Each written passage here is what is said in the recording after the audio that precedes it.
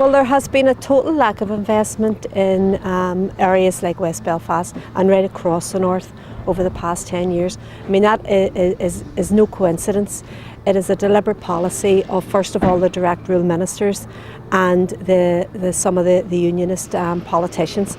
And I think that really what we have seen is that areas like West Belfast, for instance, is at the top of the tables in terms of unemployment, in terms of income deprivation.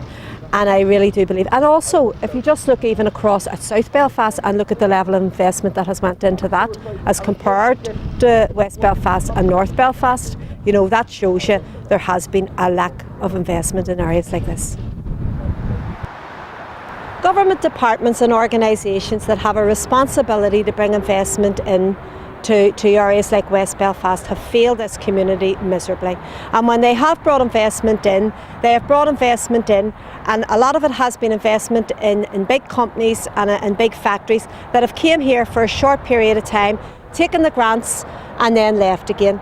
And particularly InvestNI. InvestNI, when you look at the record of InvestNI and the amount of money that has went in to areas like South Belfast, the affluent areas, and where areas of disadvantage and need, like West Belfast, get basically the crumbs of the table.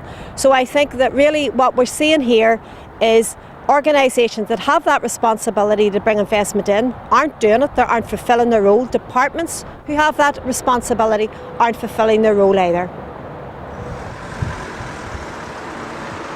Public procurement is a very, very important aspect of using public. We need to be using public procurement as an economic tool. There's something like £3 billion when you look at procurement from central government, and that's right across central government and local government. £3 billion per year is spent on public procurement, and that's right across works, services and goods. And when we're talking about public procurement in terms of works, the like of Casement Park, for instance, that has just been given an economic boost of tens of millions of pounds. We need to ensure that local people from West Belfast are employed in the construction of the new building at Casement Park, and we need to ensure that social contracts are put in and social clauses are put in to the public procurement contracts for anybody who is looking for the tender for the contract for this refurbishment. I think that is essential, because unless we use public procurement as an economic tool, we're not going to make any difference to areas like West Belfast. We need to be creating employment opportunities for people here. We need to be ensuring that our young people particularly have quality apprenticeships whenever this is being constructed. So I think that really this is essential part of that funding, to ensure that it actually cascades down into people's homes and people's lives within this community, is that we need to ensure that those contracts have social clauses where local people, long-term unemployed and young people are actually employed in the construction of this building. We are being handed down a budget by the British government and the British Treasury. And what that means is, because we don't have our own tax varying powers here in the north, then we are very constrained by what we can actually do. And just to illustrate that point, for instance, whenever the electricity and gas prices rose in 2008 and the fuel prices, what happened was the taxes from those price raises, which amounted to over £40 million, went straight into the British Treasury instead of going into the executive to be redistributed among the local people here. So that's what that type of thing means. Also, in terms of, we have 2 health services across the island. We have 2 education services, policing and justice. If we could actually create a situation where we had one health service and those other services were being delivered on an all-Ireland basis, we would be saving millions upon millions of pounds. And I think that we need that economic joint-up thinking. It's the same in, for instance, energy. Renewables. We live on an island. We live on an island where wind and wave could be generating power, energy and electricity, and yet we don't have an all-island energy policy. We need more joint-up thinking in terms of that.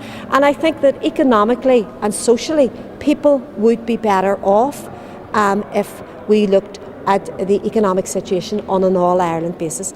And we have units here, for instance, this Conway Mill is a perfect example of how communities like West Belfast can actually do things for themselves. For years, the people that managed this complex were demonised, funding was taken off them, and for years they kept on fighting, along with their political representatives and Jerry Adams, the MP, kept fighting for this to be developed. And when we look at it today, we see all the small businesses here. And small businesses too have been let down by Invest.NI. They need more investment in those small businesses. The social economy sector has a potential for creating jobs and regenerating communities in areas like West Belfast. So we need to be as a community setting our priorities for government. We need to be setting our priorities for organisations like Invest.NI. And what we need to be doing is to bring that investment into communities like West Belfast, which will create employment, but will also regenerate those communities as well in buildings and in facilities like this. This is a budget that is a budget about Tory cuts. This is what this budget is about. And unfortunately, it's going to impact on communities like West Belfast. Now, we have fought at the negotiations for this budget to secure a social investment fund. And that social investment fund is £80 million over 4 years. It's not a big amount of money when you look at it across the north of Ireland, but it's additional money. It's additional money that's going to be targeted in areas of disadvantage and need, like this area here. And the Collin area is part of West Belfast. And in the Collin area, the social and economic deprivation is one of the highest right across the north of Ireland in 7 of the 8 wards. So it's an area that has been totally forgotten about by government departments and government agencies. And it's an area that we can make a difference in by ensuring that as a party that we bring investment in this area. Now, our party was involved in the Collin Gateway project, which you see behind you. And basically what the Collin Gateway project is, it's an environmental project that has secured £3.1 million.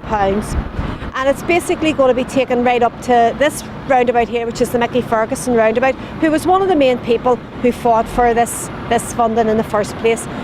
And then right down to the other roundabout.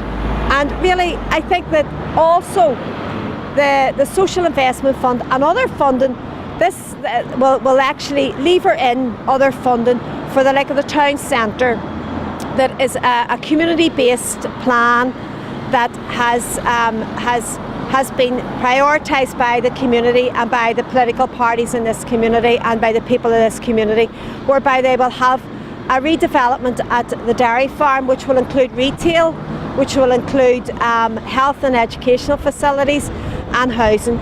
And it will also mean that the rapid transit system, when it's actually deployed as well, will come the whole way up to the dairy farm. And I think this is essential for creating that joint up thinking in terms of West Belfast as well. So as I said, the Social Investment Fund was secured by Sinn Fein, because Sinn Fein actually brought it to the table and says that we need to be putting money in the areas where of disadvantage and need. So therefore that Social Investment Fund will be delivered by the Greater West Belfast Task Force and projects, because the task force has been around for quite a long time now, but it's never been resourced and has never been driven by the departments in the way it should have been. So what we're looking for now is that we're looking for the task force to be rejuvenated, we're looking for it to be resourced, and we're looking for it to be a driver right the whole way across West Belfast, right from Castle Street right up to Collin.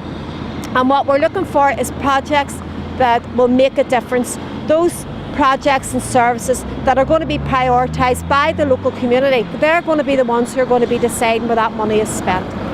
And really, that's what politics for me is about. It's about making the quality of life in areas like this better for people. Because if we aren't going to do that, there's no point in being there. And I have no personal ambition in politics. I'm not in politics for to make my personal life any better. I have been living in Twinbrook for most of my life. I've worked in West Belfast, I've worked in community-based projects, and I'm in politics to try and make a difference to those people's lives, as are all our party activists. And all our party activists all live in these communities, they all come from these communities and they're easy accessible. And Sinn Féin political representatives aren't there for any personal gain. I mean, we get an average industrial wage. We don't have the big wages that other MLAs have. And I think that really basically what I would like to say is that we care about the people of West Belfast. We're part of the people of West Belfast, and we're there to try and make a change in the quality of lives for people. We want to bring investment in, we want to bring jobs in, and if we're not there, and if we don't have the political strength to do that, then that's not going to happen. So that's what's important to us. That's why it's important that our party are at the table, our party are up there, and we're fighting for the people of West Belfast.